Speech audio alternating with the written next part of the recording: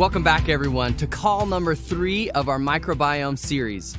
We've already talked about what is the microbiome with Dr. Osgathorpe. We talked about how our lifestyle impacts our microbiome with Dr. Brannick Riggs.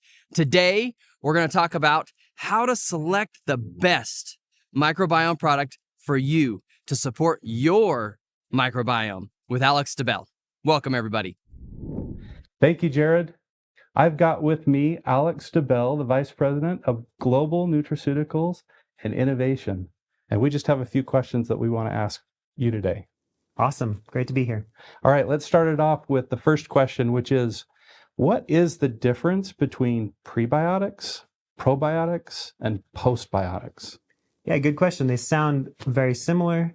Of course, the biotic portion is the same, but the pre, pro, and post mean something. So the pre is designating these are food for the probiotics, which are producing postbiotics. And maybe a little bit more on what that means. Probiotics are alive. These little microorganisms, they're tiny factories inside of our gut, and they consume prebiotics. Prebiotics like fructooligosaccharides. Now, the saccharide portion there is a non-digestible sugar or a fiber, which is non-digestible for us, but it is digestible for the bacteria in our gut. So the prebiotic is the food for the probiotic, which produces the postbiotic. Awesome. So understanding those differences, this probiotic market, which encompasses the pre, the pro, and the post, is huge. Double-digit growth over the last 10 years. Right now, there are more people that consume a probiotic than a multivitamin every single day. And that's about 86% of households. So with all of the competitors that are out there, those that have 50 billion colony-forming units and up to 1 trillion colony-forming units. And then we have other competitors that are on the shelf that have only 1 billion and maybe only 1 strain. How do we choose? How do we make that selection between quality and substance without giving up the value? There's a lot of things that go into a quality microbiome supplement. You can't just look at one parameter, like a CFU count, for example. There are a lot of different aspects that you should be considering. It's not all about the CFUs? It's not all about the CFUs. Okay. So you and I, we've talked a little bit. Dr. O brought this up. Dr. Brannick brought this up. In our discussions in looking at our existing line as well as forward, there are 4 critical factors in choosing a pre, pro, and postbiotic. The first one is the quality of the species and strains. The second is the potency. The third is the survivability. That's a word, I think, survivability. Yeah, and then the fourth is backed by science. We really want that clinically tested species and strains. So let's start with the first one. Why is the quality of the species and strains so important when we're really looking to help improve our microbiome?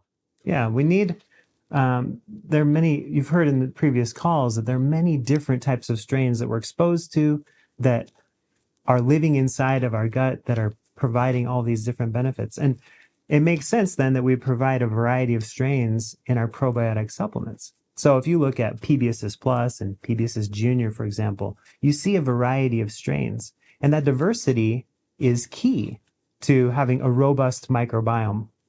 There are thousands of strains in the gut. Dr. Brannick mentioned that. How are our strains different than the rest of the world's strains? And why is that last critical factor, backed by science, so essential? Yeah, there are thousands and thousands of different bacterial strains. And it's really interesting because you can look at the genus and the species and the strain number. And there's some similarities between these, of course. Different strains have a shared species or a shared genus. But when you get at that genetic level, what's happening with these bacteria, they're each unique, just like us. They're each unique and they perform different roles. And so when we talk about the bacteria and the microbiome supporting multiple areas of the body, this is possible because these bacteria are slightly different. And so we need to select bacteria that have been studied in robust clinical trials for these different health benefits that we're going after. And that's what we've done. So can we come back to my earlier question on the CFU count? Why is it that it isn't just about the total colony forming units when I'm looking at the back of a label? Yeah. So the colony forming units, and that's a way to designate how many cells are there, how many bacteria are in the product. And I lump the potency or the colony forming units together with the survivability, because we're not just going after a really high number of CFUs. We're really looking to deliver those CFUs, those live functioning bacteria, to the gut where they can perform their role. So survivability and CFUs, or bacterial count, go together.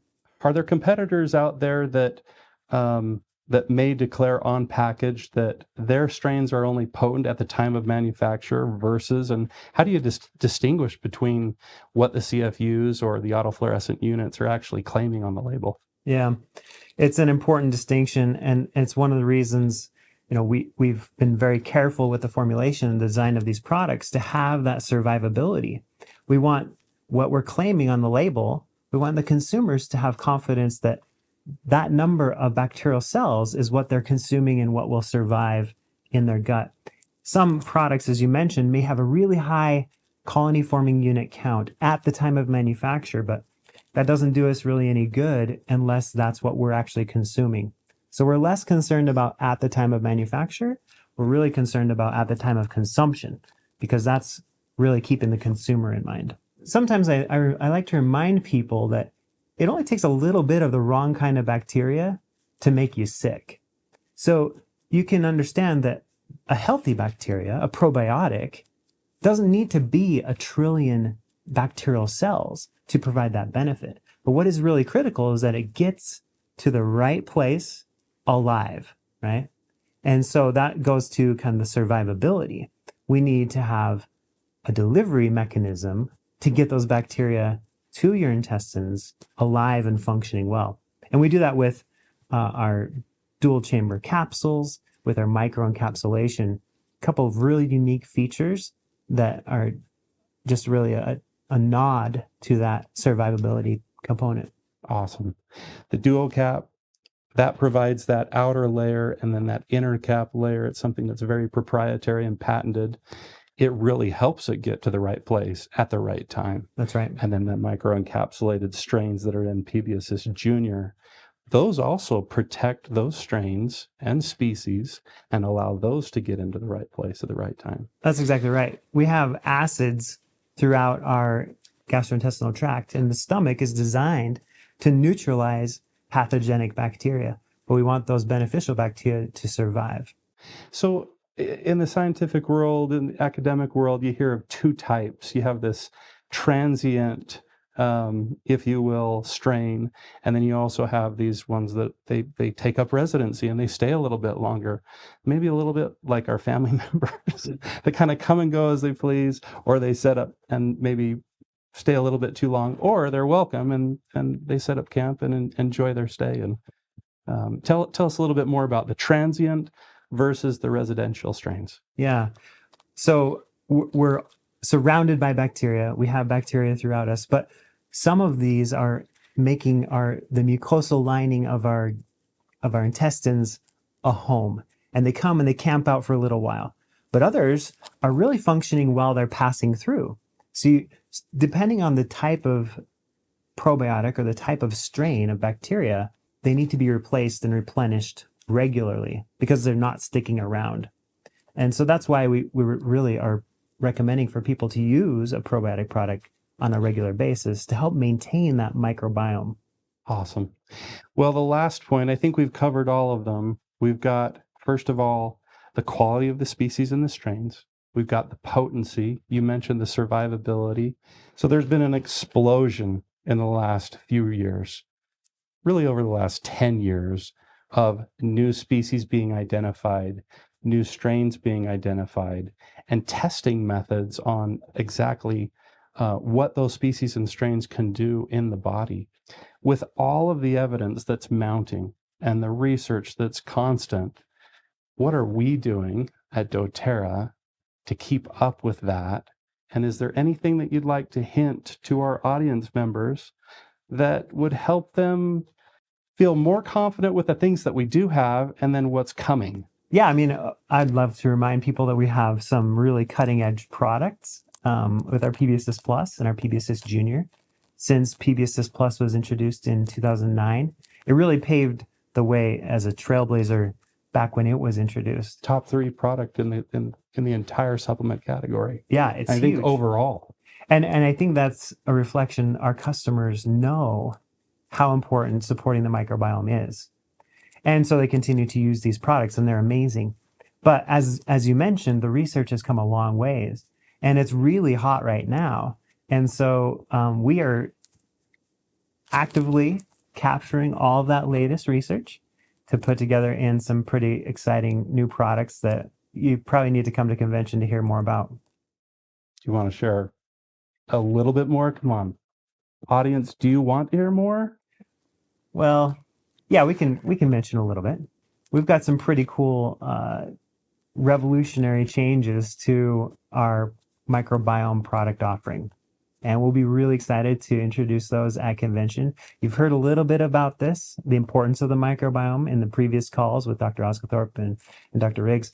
And of course, we're really zeroing in on all the research that has happened over the past 10 to 20 years. We mentioned prebiotics, probiotics, postbiotics, even phages, and the roles of those. We're going to do more of a deep dive at convention. There's some really cool research. Okay, so convention is only a month away. What can people do right now to help support their microbiome health? Well, I begin supporting your microbiome by getting a convention ticket. And then, of course, we've got a couple of amazing microbiome products that people should be using already. As I mentioned, bacteria are constantly moving through us. We need to replace them and be using them. And these PBSS Plus and PBSS Junior are amazing products to use. And then we've given a little bit of information for people. Do a little bit of research, do your homework, and come to convention. We can't wait to have those conversations with you.